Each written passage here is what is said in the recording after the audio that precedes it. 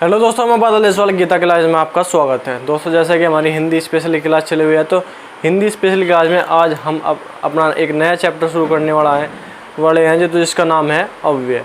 तो अव्यय में हम सबसे पहले देखेंगे अविकारी शब्द। अविकारी शब्द कौन से होते हैं? अविकारी शब्द या अव्यय एक ही बात है। अविकारी शब्द वे होते हैं वे शब्द जिनमें लिंग, वचन या कारक के कारण किसी प्रकार का कोई परिवर्तन नहीं होता, उन्हें हम अविकारी शब्द कहते हैं। अविकारी शब्द के दो प्रकार होते हैं, एक को अव्यय कहते हैं और दूसरे को निपात। अव्यय में कोई परिवर्तन नहीं होता, अपरिवर्तित होता है, इसका स्वयं का अर्थ होता है। अगर वाक्य में से इसे निकाल दिया जाता है या हटा दिया जाता है तो जो है वाक्य का अर्थ अस्पष्ट हो जाता है। निपात में ऐसा नहीं होता, ये अपरिवर्तित होता है लेकिन इसका कोई अर्थ नहीं होता।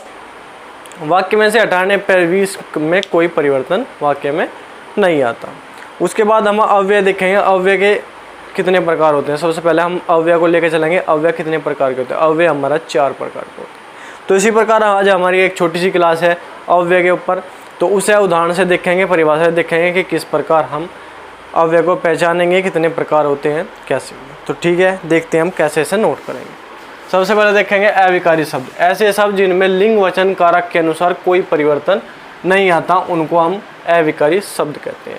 अविकारी शब्द 2 प्रकार के होते हैं, एक अव्यय और एक निपात।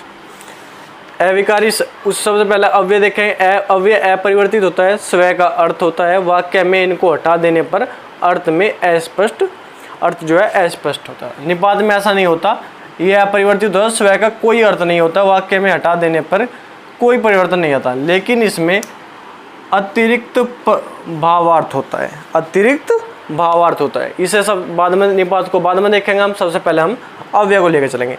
अव्यय उदाहरण देखेंगे अव्यय का हम। राम और सीता वनवास गए, अध्यापक और बच्चे स्कूल गए। तो ये हमारे जो है ये हमारे अव्यय हो जाए, ये हमारे हैं अव्यय, क्योंकि ये हमें जो है राम और सीता को जोड़ने का काम करें। राम और सीता को अलग जो है बताने की कोशिश करें कि राम और सीता जो है दोनों गए वनवास।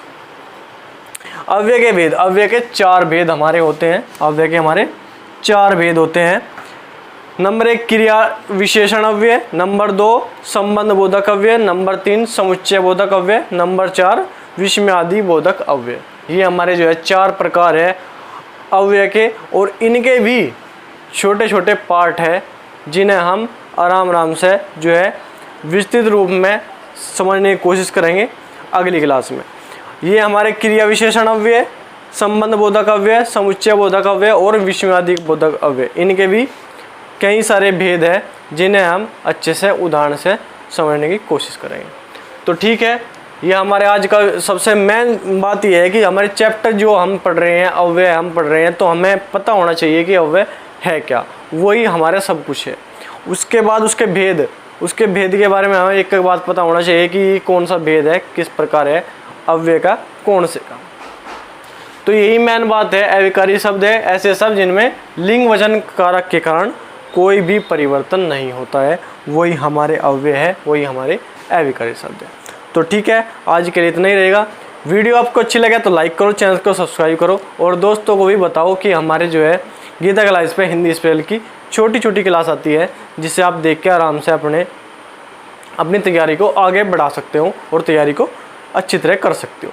तो ठीक है, वीडियो को लाइक करो, चैनल को सब्सक्राइब करो। आज के लिए इतना ही। धन्यवाद। जय हिंद।